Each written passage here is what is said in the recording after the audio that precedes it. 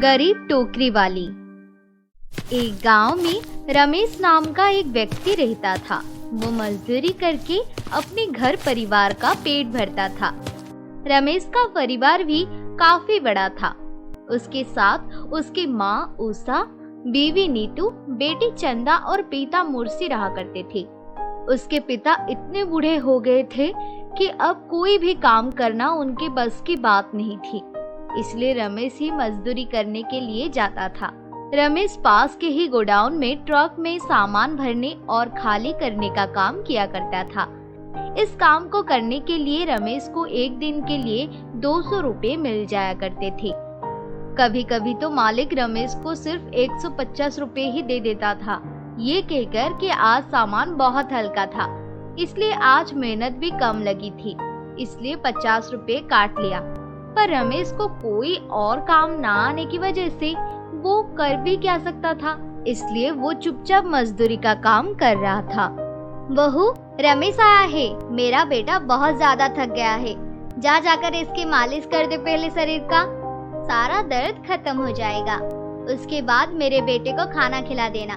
मेरा लाल कितनी मेहनत करके आया है, बहुत ज्यादा थक गया होगा ना आज सामान उठाते उठाते। जी माँ जी, मैं अभी तेल गरम करके देती हूँ। गर्म तेल से मालिश करूँगी तो इनके शरीर का सारा दर्द चुटकियों में खत्म हो जाएगा और फिर ये आराम से पेट भरकर भोजन कर पाएंगे।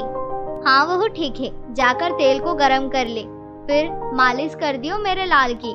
बेचारे की हालत तो देख, कितना ज्यादा थक गया है मेरा बच्चा मेहनत करते करते।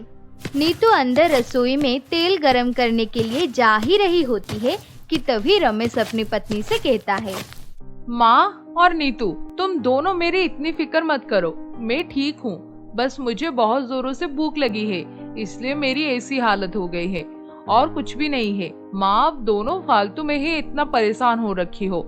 मेरे लिए कोई तेल गर्म करने की जरूरत नहीं है, ना ही मुझे मालिश की कोई जरूरत है। मुझे बस जल्दी से गर्मा गर्म खाना खिला दो, मुझे बहुत जोर से भूख लगी है। अच्छा, तो मेरे बच्चे को भूख लगी है। बहू, जाकर के खाना गरम कर दे। मेरे लाल को बहुत जोर से भूख लगी है।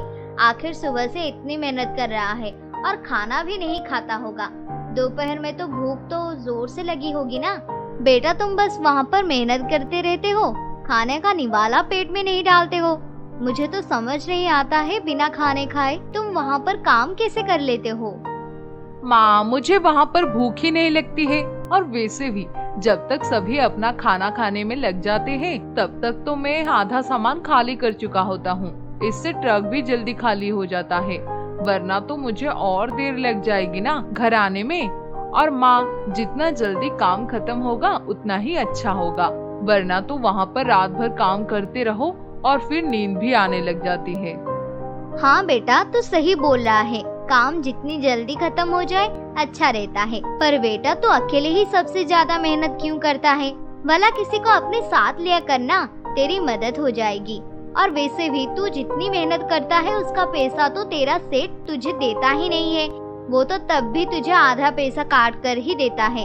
ऐसे में भला इतनी मेहनत करने का क्या फायदा बेटा? माँ, मैं भला कर भी क्या सकता हूँ? मुझे कोई और काम भी नहीं आता है ना, इसलिए अब जैसा भी काम है मुझे यही करना पड़ेगा। अब चाहे इसके कितनी भी मेहनत क्यों ना हो, पैसे भी पूरे मिले या ना मिले, अब करना तो पड़ेगा ही ना माँ, वरना घर चलाने के लिए पैसे कहाँ से आएंगी और हम खाएंगे क्या? इसलिए तो माँ, मैं चाहता हूँ कि मेरी बेटी चंदा वो सब सीखे और अच्छे से पढ़े। मेरी जैसी हालत है ऐसी मेरी बच्ची की ना हो जाए माँ।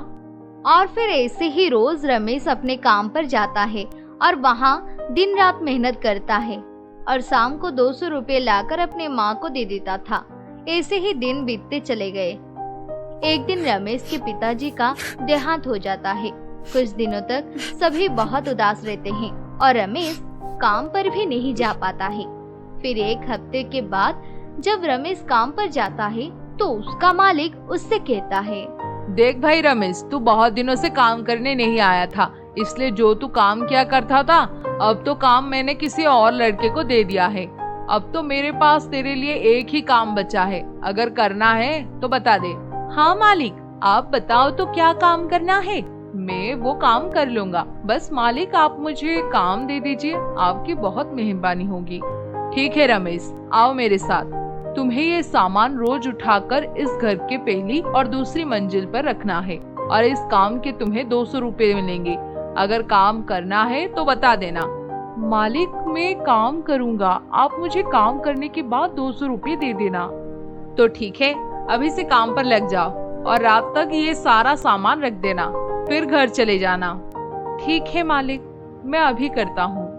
अब रमेश रोज सामान उठाकर ऊपर तक लेकर जाने लगा और इस काम से रमेश बहुत थक जाता था। उसके मदद के लिए कोई और था भी नहीं। रमेश को अकेले ही सारा सामान लेकर जाना पड़ता था। एक दिन जब रमेश सामान ले जा रहा था तो अचानक से रमेश को चक्कर आता है और वो सामान लेकर गिर जाता है। रमेश को बहुत चोट आती है, उसके पैर की हड्डी में फ्रैक्चर हो जाते हैं।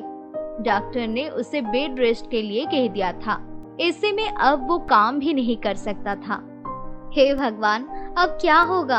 अब तो रमेश के बाबूजी भी नहीं है जो कुछ काम करके ही इस घर को चला सकते थे, और अब रमेश के साथ ऐसा हो गया।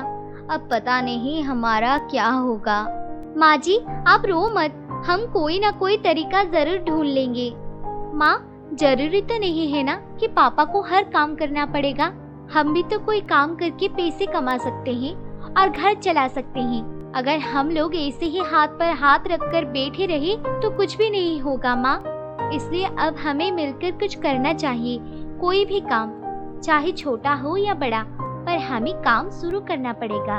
चंदा की बातें सुनकर उसकी माँ नीतू गहरी सोच में पड़ जाती है। कुछ देर सोचने के बाद नीतू कहती है, हाँ बेटी चंदा, तुम बिल्कुल सही बोल रही हो। क्यों ना हम सभी मिलकर टोकरी बनाना शुरू कर दे। मुझे टोकरी बहुत अच्छे से बनानी आती है और टोकरी की आजकल मार्केट में बहुत ज्यादा डिमांड रहती है। तो क्यों ना हम आज से ही टोकरी बनाने का काम शुरू कर देते हैं। हाँ माँ, आप मुझे और दादी को भी टोकरी बनाना सिखा देना, जिससे हम ज्यादा से ज्यादा टोकरी बनाकर बेच पाएंगे। अब नीतू घर में बचे पैसे से टोकरी बनाने का सामान ले आती है और टोकरी बनाना शुरू कर देती है। टोकरी बनाने के बाद सास, बहू और बेटी तीनों मिलकर पास की फलों की दुकान पर टोकरी बेचने निकल पड़ती है। बहन जी, हमारी टोकरी ले लीजिए, ये बहुत ही टिकाऊ और मजबूत है और दाम भी ज्यादा नहीं है इनका।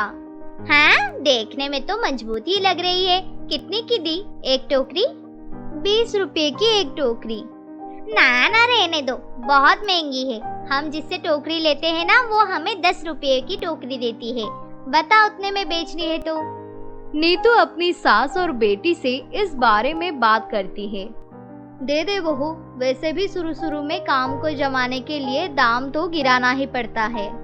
नीतू उस सब्जी वाले को 10 रुपये में अपनी टोकरी बेच देती है। ऐसे ही अब हर रोज और भी सब्जी वाली और फल वाले लोग उनकी टोकरी खरीदने लगते हैं। उनकी अच्छी कमाई हो जाती है।